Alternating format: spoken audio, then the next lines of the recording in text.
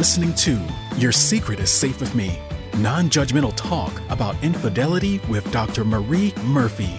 If you're looking for new perspectives on complicated relationship issues, you've come to the right place. Days go by, they're crawling by.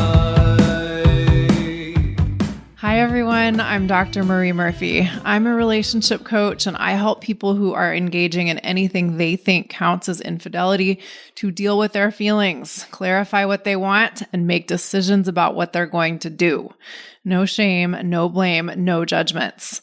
If you are ready to resolve your infidelity situation in a way that you feel great about, I can help you do it. There are 2 ways we can work together. You can purchase my self-guided course, You're Not the Only One, which contains videos of me teaching you concepts and tools that will help you deal with your infidelity situation in a way that's truly right for you, and assignments that help you apply what I teach to the specifics of what's going on in your own life. These teachings and assignments go beyond what I offer on the podcast. So if you're ready for the next step in your Jedi training, go to my website and sign up for You're Not the Only One. Or we can work together one-on-one via Zoom. When we work together one-on-one, our collaboration is consistent, rigorous, and intimate. We get into the details of your infidelity situation and we get really serious about finding you relief and a clear path forward. If you want to work with me one-on-one, you can schedule an introductory coaching session with me through my website, mariemurphyphd.com. I can't wait to meet you. Okay, the title of today's episode is a little clunky, so let me attempt to explain what today's episode is going to be all about. We're going to talk about a situation in which 2 people are involved in an affair relationship, and one of the members of the affair couple is ostensibly monogamously committed to someone else, and the other one is not. And for a while, the member of the affair couple who is ostensibly committed to someone else is pretty sure that they want to leave their committed relationship and pretty sure that they want to pursue a non-affair relationship with the person who is currently their affair partner. And they've been telling their affair partner this, and maybe telling them this for months on end, or maybe even longer than that. And maybe they've even been taking some action that indicates that they are serious about leaving their committed relationship. And the member of the affair couple who is not ostensibly committed to anyone else really likes the idea of their affair partner leaving their committed relationship and really wants this to happen. They want to have an above-board relationship with the person who is currently their affair partner, and so by extension, they really want them to leave their committed relationship like they've been saying they're going to. But then, perhaps seemingly out of nowhere, the member of the affair couple who is committed to someone else gets to a point where they say, you know what? I can't leave my committed relationship after all. I thought I was going to be able to do it, and I really wish I could do it, but I just can't. And the other member of the affair couple, the one who is not committed to someone else, goes, what? You've been telling me for weeks or months or even years that you really wanted to be with me. What happened?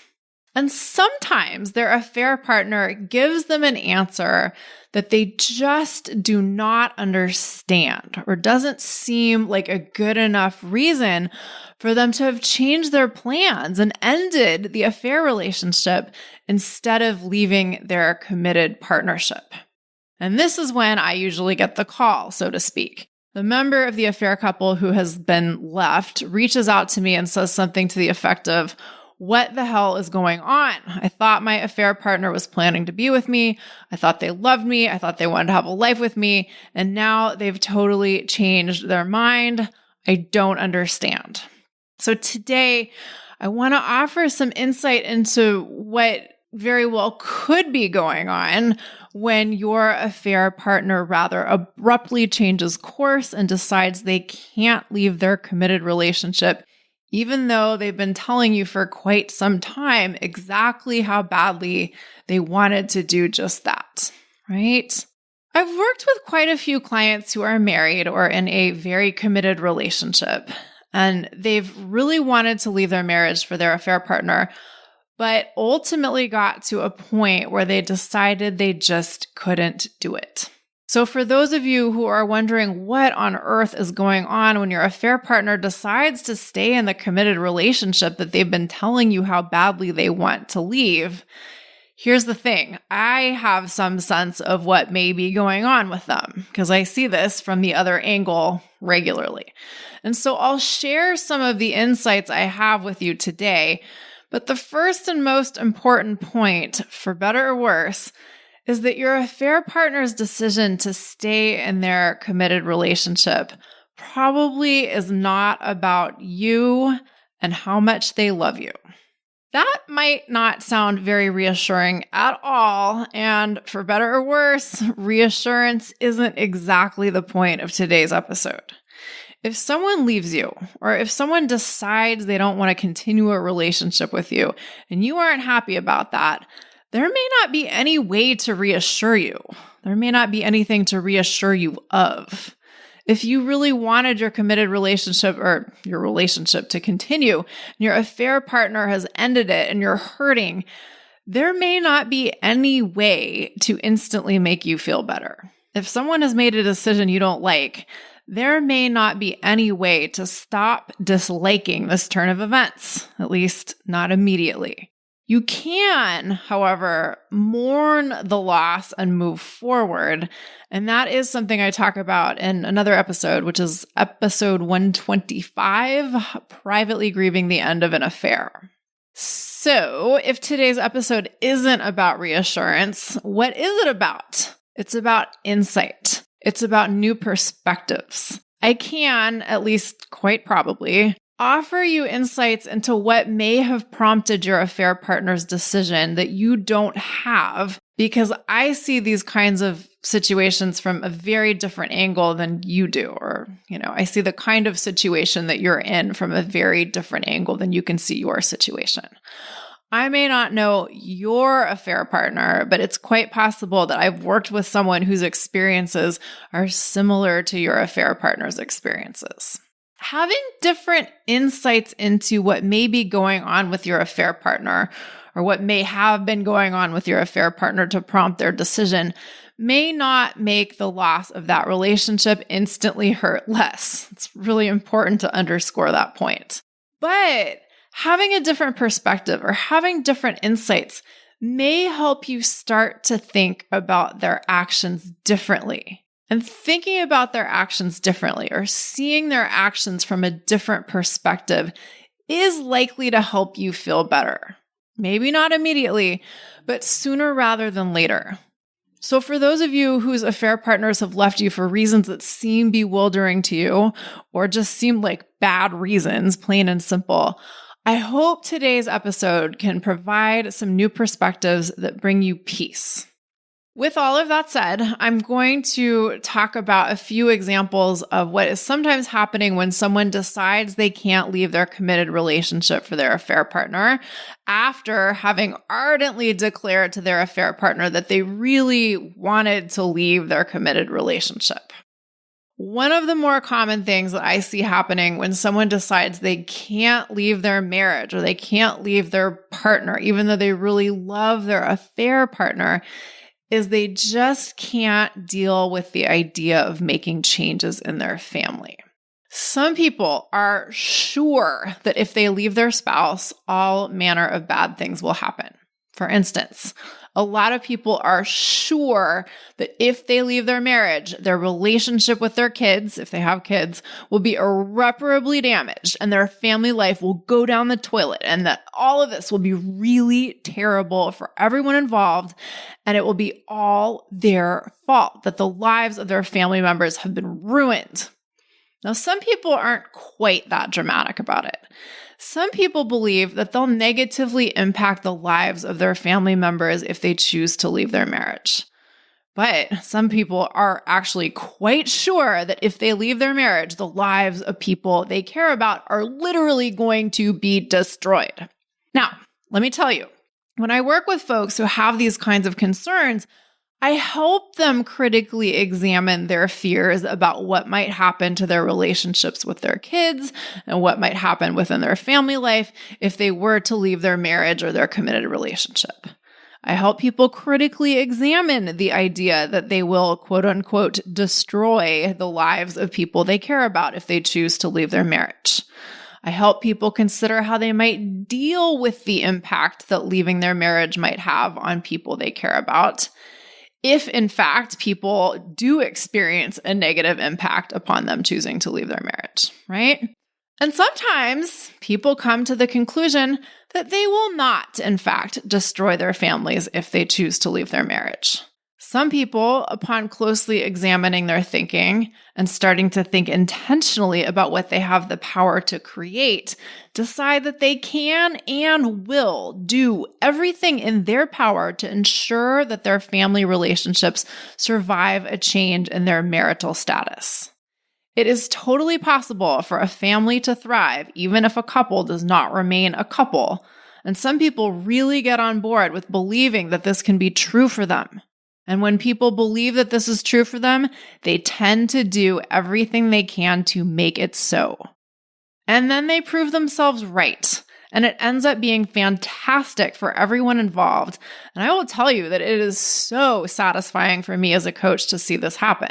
It's amazing, but it's even more amazing for the clients who are showing themselves that they don't have to believe their worst fears are doomed to come true. When you show yourself that you have the power to create the outcomes in your life that you desire, instead of being beholden to what you're afraid might go wrong, it's life-changing. However, it's also really important to understand that there are a lot of messages out there that proclaim in no uncertain terms that divorce is really bad and that families can never recover from divorce. And of course, there are lots of messages out there that divorce is really bad for the children of the divorcing couple, no matter how old said children are. And this, of course, is just a very, very short summary of the common ideas about how awful divorce can be for individuals and families. And here's the thing. A lot of people have absorbed these ideas as absolute non-negotiable truths. They are not absolute non-negotiable truths, but a lot of people think they are. And it can be really hard to divest ourselves of our deeply held beliefs, even when holding on to those beliefs holds us back from going after what we really want in life. I'll say that again because it's so, so important. It can be really hard to divest ourselves of our deeply held beliefs, even when holding on to those beliefs holds us back from going after what we really want in life. This may be tragic, but it's also a common occurrence. And it is avoidable, but not everyone knows that or choose to avail themselves of that option. So if your affair partner has decided that they just can't leave their family and you don't understand what the hell they're talking about because they've been complaining about their marriage for months upon months upon months to you, here's the deal. Some people are convinced that the world will end if they leave their family, and they just can't imagine being the person who causes the world to end. Is the logic here faulty? Yes, it is. Are there errors in these ways of thinking? Yes, there are. I can say with great confidence that the world would not actually end if your affair partner were to leave their family. But guess what? Humans are 100% capable of believing things that aren't true, or at least aren't necessarily true, or don't have to be true. I'll say that again too, because this too is so important. Humans are 100% capable of believing things that aren't true, for better or worse. And so what this means is we've got to be somewhat sympathetic to the fact that if we've been exposed to a message that has been presented to us as absolute over and over and over and over again, we just might believe it. And we just might have a really hard time not believing it or unbelieving it or believing that there truly are viable alternatives. And what that may mean for your affair partner is that even if they know intellectually that people get divorced all the time and that the world doesn't end when they do, they just may not be able to fathom being a person who initiates a divorce. Or maybe they can't fathom being a person who initiates changes in their family members' lives. It literally does not matter that all of the things they are imagining might happen if they were to leave their committed relationship might not happen. If they're terribly afraid of being the person who initiates a divorce or a person who leaves their family, that fear may get the final say. That fear may keep them in a self-created prison, so to speak. And our self-created prisons are as real as we make them, right? And sometimes we make them pretty real indeed. Now, of course, there are other layers to what's going on within this example. When folks are really afraid of leaving their families, they're often afraid of a lot of additional things that I haven't specifically mentioned today. They may be afraid of quote unquote destroying their family, but they may also be afraid of being judged by other people. And they may be afraid of not having the security of their known family life. They may be afraid of financial changes, and they may be afraid of a whole long list of other things too. But here's the important thing for you to be aware of. The specifics of what they're afraid of aren't really the point for you, you being the person they have left. Sometimes people say to me, I don't understand how my affair partner could justify staying in their marriage for their kids when their kids are full-grown adults. Here's the deal.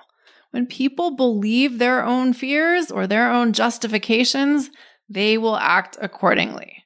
The point isn't that your affair partner or former affair partner is right or wrong for choosing to stay in their committed relationship for whatever reasons they did. The point isn't whether or not they're thinking clearly. The point isn't whether or not their reasons for their choices make sense to you. The point is that they chose to act on what they believe to be true. Their choice is now a circumstance in your life, for better or worse. Is that a total fucking bummer for you? Yeah, quite possibly. But you can relieve yourself of a lot of suffering by recognizing that the external validity of your affair partner's reasons for making the decision that they did is not the point. I want you to take the next thing I say lightly because it really isn't our business to decide what's true for another person or decide that we know what's going on with another person. But if you do this lightly, you may find it helpful. If you believe that your affair partner really loved you and wanted to be with you, but was just too afraid to leave their family, it might help you to think about their decision in terms of their inability to get out of their own self-made prison. Now, again, I do not encourage you to lay that thinking down too heavily. Use it lightly if you use it at all. But I think it is fair and appropriate to recognize that humans trap themselves in jail cells of their own creation all the time. And you might find it helpful to think of your affair partner's decision in this manner, as opposed to thinking that you can't understand their decision, or as opposed to thinking that they made a decision for reasons that aren't good or reasons that don't make sense. That kind of thinking will drive you crazy pretty quickly. Finding some way of choosing to understand your affair partner's decision, even if you don't agree with their decision or don't like their reasons for making their decision, may help you find peace more quickly. I'm not a big fan of Jack Johnson, the singer. Sorry, Jack. Nothing personal. But I think he has a song, I'm quite sure, actually, that he has a song with lines in it that go something like, even if I don't understand it, it's all understood. Even if I don't understand it, it's all understood. And that's what I'm getting at here. You may not be able to understand your affair partner's decisions in the sense that they may not make sense to you, but you might be able to understand that there are some things that make sense to other people that just don't make sense to you, and that's just the way it works. on a similar but also slightly different note, what I see with a certain amount of regularity is that some people, no matter how much they love their affair partner, ultimately cannot imagine dealing with the changes that would come if they were to choose to leave their marriage or choose to leave their established relationship. And this can overlap with the, not wanting to be the person who leaves their family or destroys their family thing, but it can also be distinct from that. And one of the reasons, or one of the elements within not being able to imagine dealing with the changes that could come if we were to leave a committed relationship, is that we cannot imagine undergoing the identity shift that would come with fully embracing or pursuing our desires.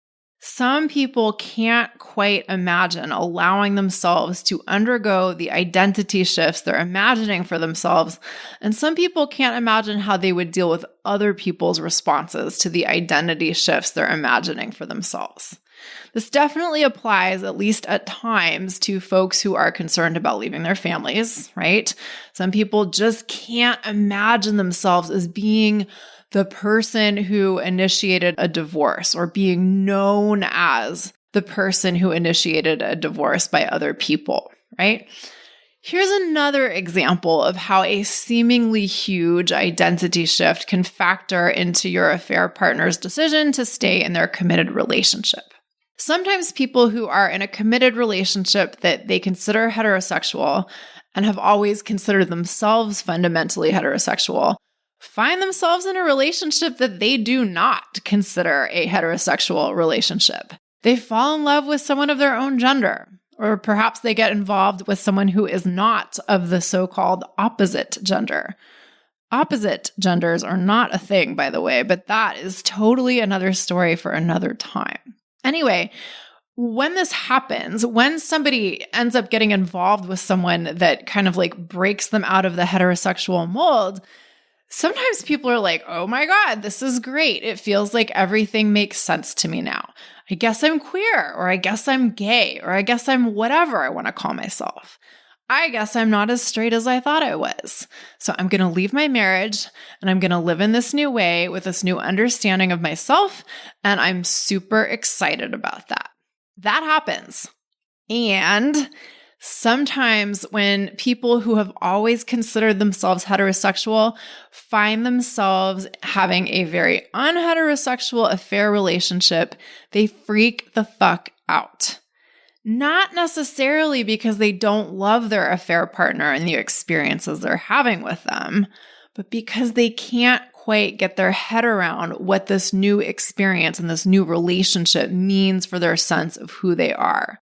Sometimes people who have thought of themselves as straight for their whole lives cannot imagine declaring themselves gay or leaving a heterosexual relationship and becoming a member of a queer relationship or a non-heterosexual relationship. So what this means is your affair partner may love you and they may know that they are really into you, but they may not be able to wrap their head around the idea of shedding their old sexual identity and stepping into a new one. They might have a hard time affirming to themselves or to others, yeah, I'm gay, or at least I'm in a gay relationship. Or even if they don't want to take on the identity of gay or queer or anything else in any sort of declarative way, they might feel totally destabilized by the idea of stepping away from what they thought they knew about themselves and their sexual identity. And this, can be pretty hard for some people to contend with because heterosexual privilege is real. And the idea of relinquishing the privilege associated with heterosexuality really freaks some people out. Heterosexual privilege is a big topic in and of itself, and I've actually been meaning to do a whole podcast episode on it for a long time, but for today's purposes, let's just acknowledge that society bestows many privileges upon people who identify as heterosexual and then do heteronormative things such as get married and have children and don't cheat and live an idealized family life, right? When you live this way, you tend to receive a certain amount of social esteem or approval. Or at the very least, it's pretty likely that you won't have to contend with much disapproval related to your sexual identity and how you configure your relationships. And then, of course, beyond matters of privilege, society dishes out plenty of antipathy towards people who do not fit into what is considered sexually normative. And this antipathy ranges in severity from being annoying or depressing to its recipients to being literally fatal, right? Now, I know I'm compressing topics that are worthy of a lot more discussion into just a few sentences here, but the point that I'm getting at right now is that some people who have been living the life of a straight person have a really hard time stepping into the social world as anything other than a straight person. Again, this isn't true for everyone who lives as a heterosexual person for a while and then realizes it's time for a change. For some people, having an affair with someone of their same gender, say, is like, an awakening. And for some people, it feels great to say, hey, I have figured out that my sexual identity isn't what I thought it was, and I want everyone to know that, and I'm going to live my life in accordance with this, and it's going to be awesome.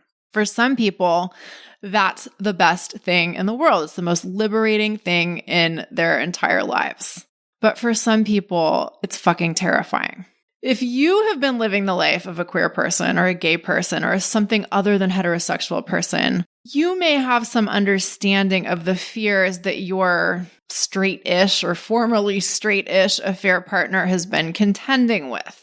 And interestingly, that may lead you to think that they should be able to deal with those challenges, even if they are indeed challenging. And of course, they could deal with those challenges, meaning the challenges that can be associated with being a non-heterosexual person in the world. At least theoretically, they could deal with those challenges. That's certainly an option that's on the table.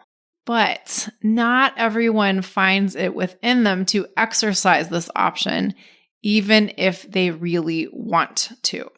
So, if you are your affair partner's gay lover, literally speaking or loosely speaking, and you just can't understand why your person wants to stay in their heterosexual marriage when the two of you have such a great thing going on, let me suggest this. Your person may be contending with fears and hesitations and doubts that they have no idea how to contend with.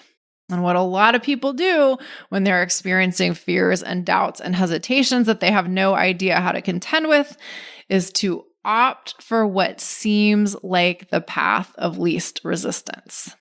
When fears of the unknown seem overwhelming, we tend to opt for the devil we know rather than the devil we don't. We don't have to do that, of course, but that is what happens a lot of the time.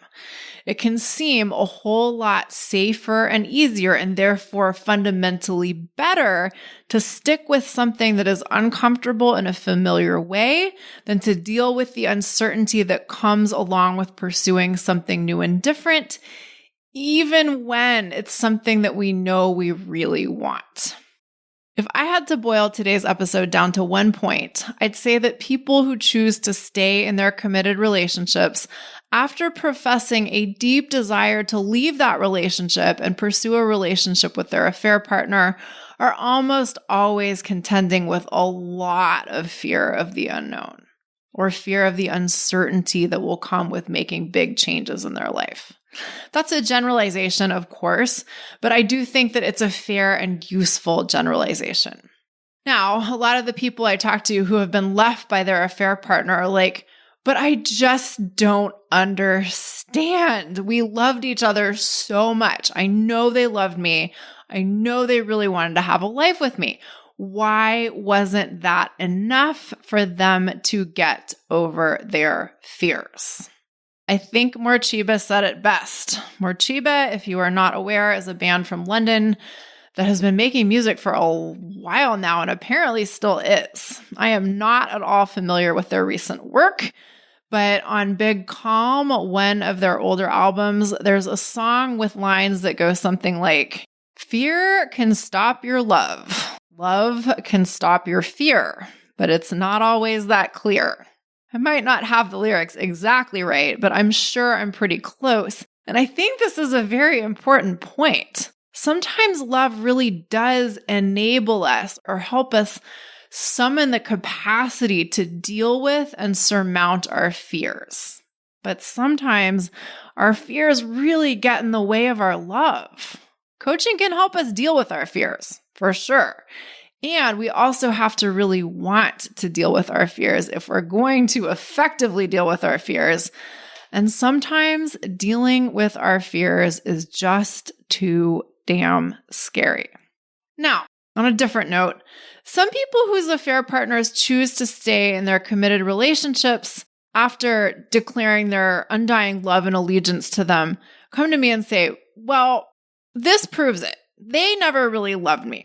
I was just a fun side project for them. Or sometimes folks will say something like, well, I guess they, meaning my affair partner, never really intended to leave their committed relationship after all. They just liked having me in addition to their committed relationship, right? They got to have their cake and eat it too.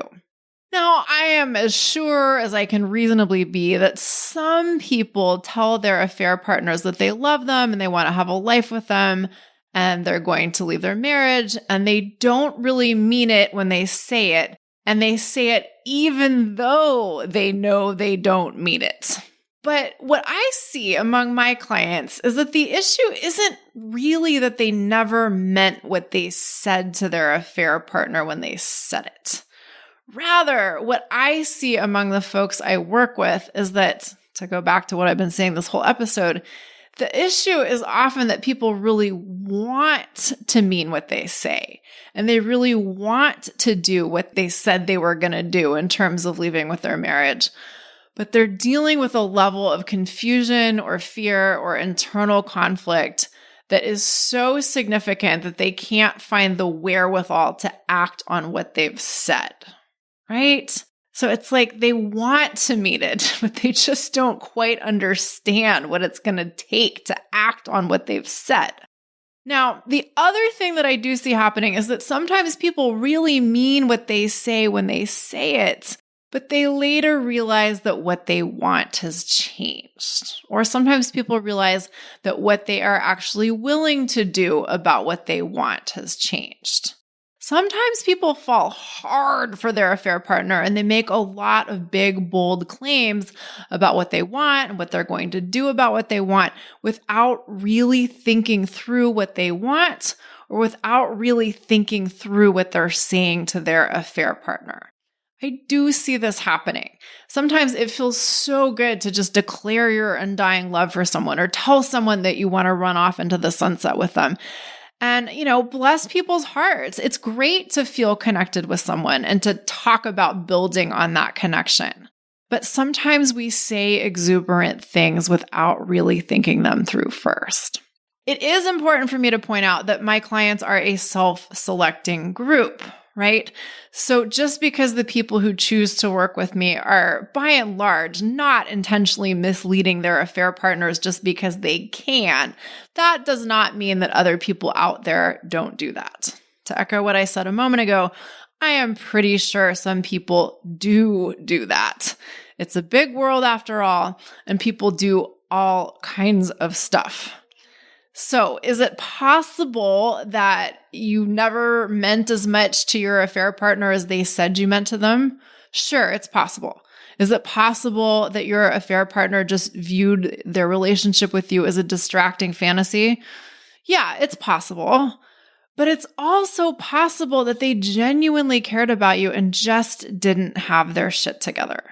Or more specifically, it's possible that they made promises to you before they really thought through what they were saying, what they were going to be able to do about it. It's possible that they really wanted to follow through on everything they promised you, but when push came to shove, they discovered that they effectively couldn't follow through on everything they promised you.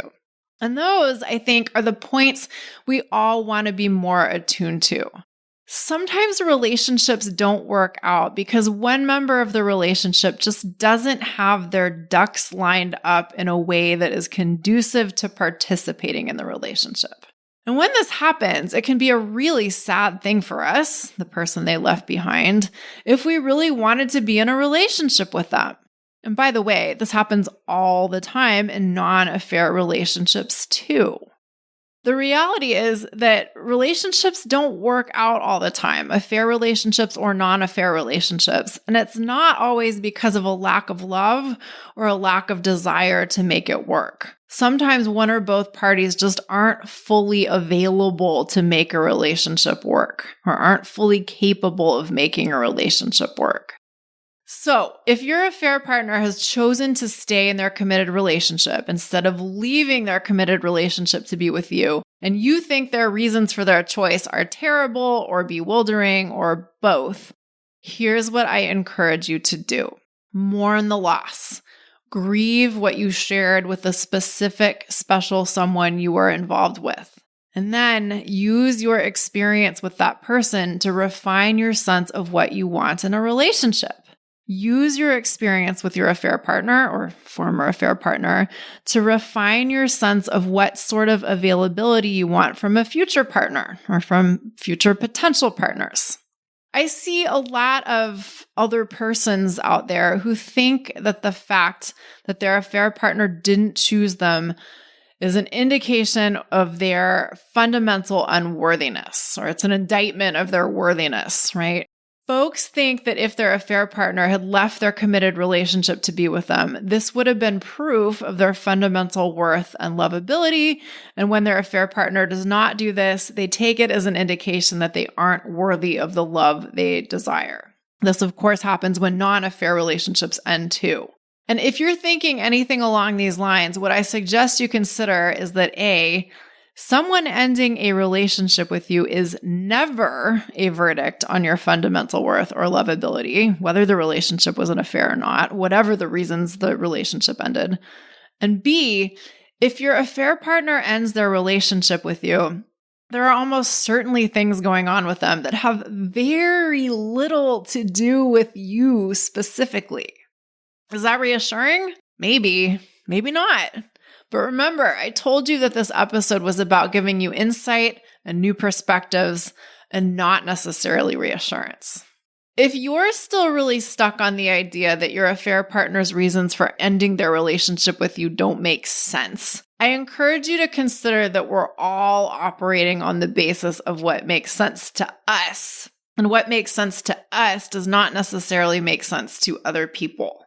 And conversely, what makes sense to other people does not necessarily make sense to us. I think a lot of us really get our underwear in a tangle over this one. We tend to have this idea that if we're in a relationship, we and our partner are supposed to see things the same way, or at least see certain things the same way. But what if it isn't possible for us to always see things in the way our partner does, or even certain things in the way that our partner does? And what if we don't even need to see things the same way our partner does? Here's a crazy idea for you to consider. What if you and your partner never see things the same way?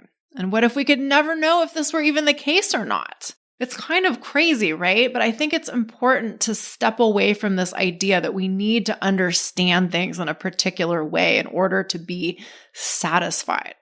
We tend to operate as if relationships are built on mutual understandings or mutual agreements. And from a certain perspective, I would absolutely say that they are, for sure. But I also think it's really important for us to consider that we never fully know what another person is thinking. And we tend to make a lot of assumptions about what our partner is thinking or about what anyone else is thinking. It might be more appropriate to say that relationships are built more on assumptions than on shared understandings. Now, you can take that idea with as many grains of salt as you want to, but even if you want to ignore that idea entirely, I do encourage you to consider that no matter how well you think you know someone, they are always going to be unknowable to you, at least to a certain extent. No matter how well you think you understand someone, there are probably going to be things about them or things that they do that you don't understand, that don't make sense to you. And I encourage you to consider that allowing this to be true rather than wishing it were otherwise might bring you peace. So again, if your affair partner ended your relationship for reasons you think are crazy, grieve your loss, digest your grief, and then use your experience as fertilizer for creating the future you want to have, and perhaps more specifically, the kind of romantic relationship you want to have with someone in the future. Okay, people, if you are having trouble making sense of the end of your affair relationship, let me help you put the pieces together. Let me help you honor your feelings and grieve your loss. And then let me help you move forward in your life in a way that you feel great about. It is totally worth taking your hurt and confusion and sadness seriously. And the end of this relationship does not have to define you or determine what's possible for you in the future. And of course, I can help you deal with all the other aspects of your infidelity situation too.